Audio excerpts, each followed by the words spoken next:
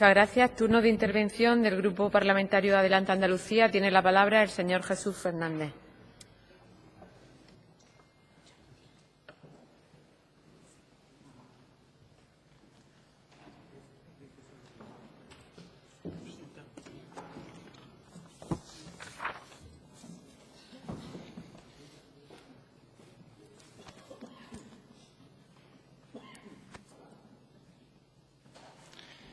Buenas tardes, señorías.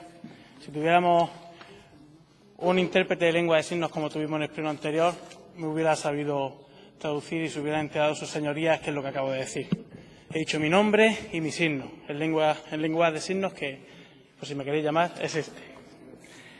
Le doy saludos y le doy las gracias por vuestra atención en mi primera intervención dentro del plenario, y la verdad que es un orgullo poder transmitir la voz de los andaluces y andaluzas que han depositado su voto en nuestra formación.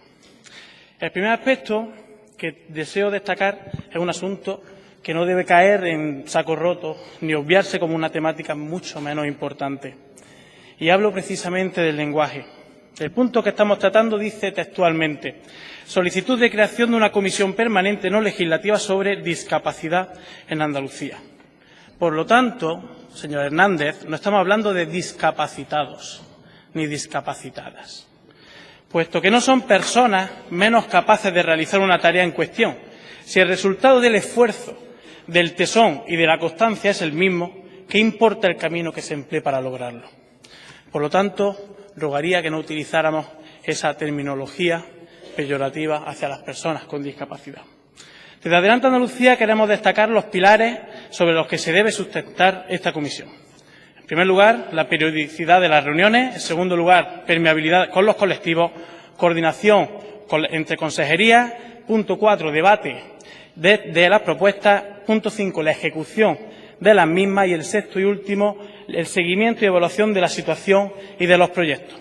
Estos pilares, los 6 que le he dicho, se basan en el compromiso que las administraciones públicas, los diferentes entes, deben tener con este colectivo. Por un lado, en la creación o modificación de un marco legislativo que garantice todos los derechos, y por otro, en la ejecución de los mismos. Por lo tanto, se afirma que los poderes públicos están y estamos obligados a garantizar que el ejercicio de esos derechos sea pleno y efectivo. ¿Y por qué desde Adelante Andalucía hablamos de estos 6 pilares? Porque es la única forma de garantizar que esta comisión no sea un brindis al sol, sino que tiene contenido, tiene debate, tiene análisis, tiene ejecución de los proyectos y evaluación de estos.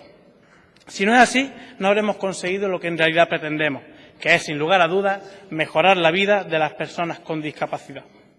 Comenzaré con el análisis de los 6 pilares que le he dicho anteriormente. El primero, la periodicidad de las reuniones y de las comisiones. Abogamos por la realización de comisiones de forma periódica para garantizar que los demás pilares se cumplan a la perfección. No podemos garantizar la permeabilidad de esta comisión a los colectivos ni la coordinación entre consejerías si no se convocan con regularidad. El punto 2, la permeabilidad con los diferentes colectivos.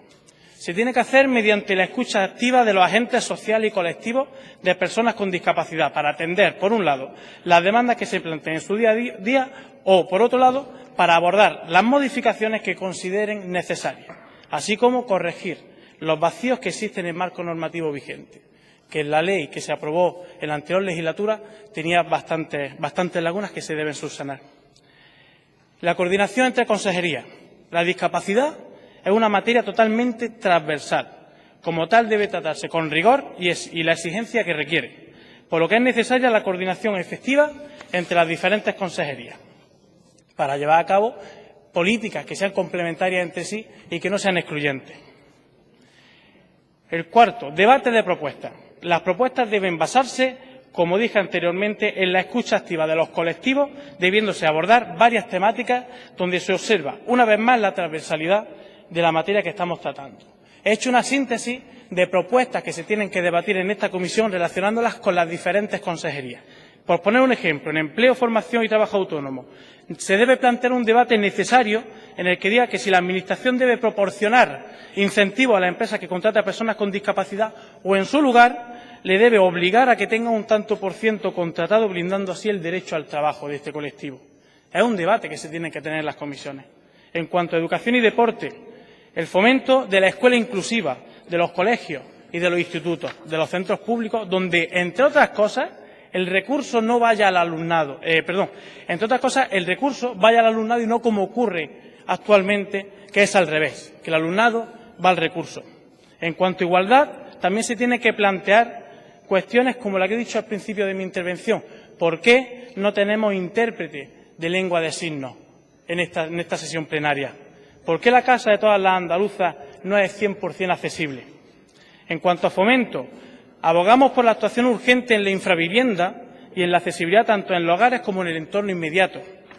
O por destacar otra consejería en salud, donde se tiene que desarrollar la ley de atención temprana, que el grupo de Ciudadanos, con el apoyo del PSOE, la dejaron en un cajón en la anterior legislatura.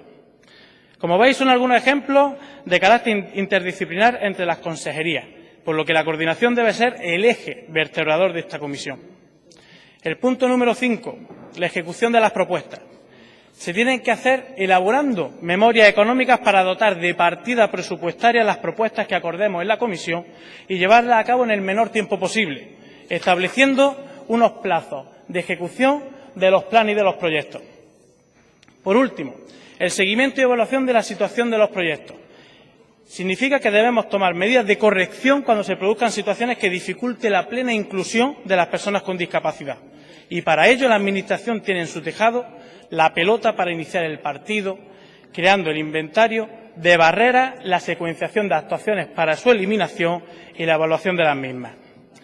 Para terminar, quiero decir que las personas con discapacidad, y vuelvo a repetir, no discapacitados, conforman un grupo vulnerable y numeroso al que el modo en que se estructura y funciona la sociedad ha mantenido habitualmente en conocidas condiciones de exclusión. Este hecho ha comportado la restricción de sus derechos básicos y libertades, condicionando u obstaculizando su desarrollo personal, así como el disfrute de sus recursos y los servicios disponibles para toda la población y la posibilidad de contribuir con sus capacidades al progreso de la sociedad.